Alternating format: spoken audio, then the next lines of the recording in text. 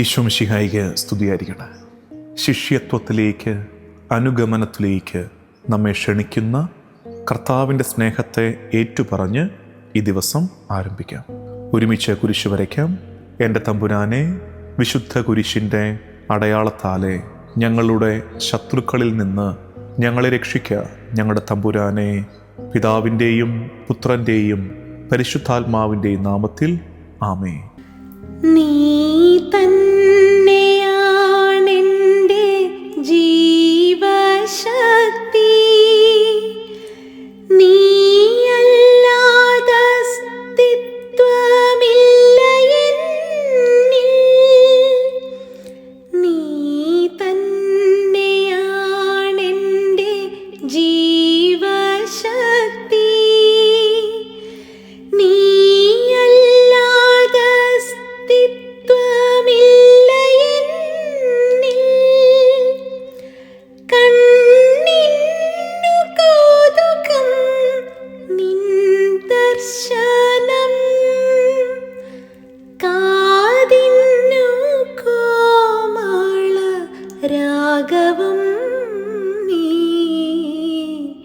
രാഗവും നീ. ഈശോയൻ ജീവാധിനായക, എൻ ആശകൾക്കാരാധ്യനായ നാഥ, നീ എൻ സർവവുമെന്ന് ഓർത്തിടുമ്പോൾ ഹായൻ ഹൃദയം തുടിച്ചിടുന്നു, ഹൃദയം തുടിച്ചിടുന്നു. ഈശോയൻ ജീവാധിനായക, എൻ ആശകൾക്കാരാധ്യനായ നാഥ. യോഹന്നാൻ സുവിശേഷം 12-ാം അധ്യായം 26-ാം വാക്യം. എന്നെ ശുശ്രൂഷിക്കാൻ ആഗ്രഹിക്കുന്നവൻ എന്നെ അനുഗമിക്കട്ടെ. അപ്പോൾ ഞാൻ ആയിരിക്കുന്നിടത്ത് എൻ്റെ ശുശ്രൂഷകനും ആയിരിക്കും. എന്നെ ശുശ്രൂഷിക്കുന്നവനെ പിതാവ് ബഹുമാനിക്കും. ഈശോ, നീ എൻ്റെ ജീവാദി നായകൻ, നീ എൻ്റെ സർവവും. നിനക്കായി എൻ്റെ ഹൃദയം തുടിച്ചിടുന്നു. നാം പാടി പ്രാർത്ഥിച്ചത് ഹൃദയത്തിൻ്റെ ആഴങ്ങളിൽ നിന്ന് വീണ്ടും ഏറ്റുപറയാൻ നമുക്ക് കഴിയട്ടെ. നീ എൻ്റെ ജീവശക്തി, നീ ഇല്ലാതെ എനിക്ക് അസ്തിത്വമില്ല നാഥ, നീയല്ലാതെ എനിക്ക് പ്രത്യാശ മറ്റൊന്നില്ല. ഈ വാക്യം യോഹന്നാൻ 12:26 ഒരു ക്ഷണമാണ്. കർത്താവുമായുള്ള അഗാധമായ ബന്ധത്തിലേക്ക് കർത്താവ് നമ്മെ ക്ഷണിക്കുകയാണ്. കേവലം കർത്താവിൽ വിശ്വസിക്കുന്നവരായി മാത്രം ചുരുങ്ങിയാൽ പോരാ, കർത്താവിനെ അടുത്തനുഗമിക്കുന്നവരായി നമ്മൾ മാറണമെന്ന് അർത്ഥം. ശിഷ്യത്വം അനുഗമനമാണ്.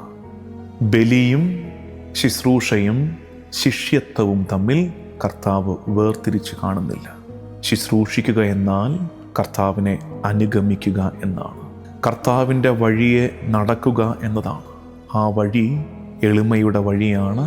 പരിത്യാഗത്തിൻ്റെ, സ്നേഹത്തിൻ്റെ, അനുസരണത്തിൻ്റെ വഴിയാണ്.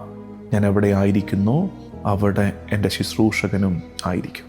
അതിൻ്റെ അർത്ഥം സഹനത്തിൻ്റെ, ബലിയുടെ നേരത്ത് കർത്താവിനോടൊപ്പമായിരിക്കുന്നവൻ കർത്താവിനോടൊപ്പം മഹത്വത്തിൻ്റെ നേരവും പങ്കിടും. അതുപോലെ തന്നെ അനുഗ്രഹത്തിൻ്റെ, മെച്ചത്തിൻ്റെ നേരങ്ങളിൽ കർത്താവിനോടൊപ്പമായിരുന്നവൻ്റെ നിയോഗമാണ് കുരിശിൻ്റെ നേരത്തും കർത്താവിനോടൊപ്പം ആയിരിക്കുക എന്നത്.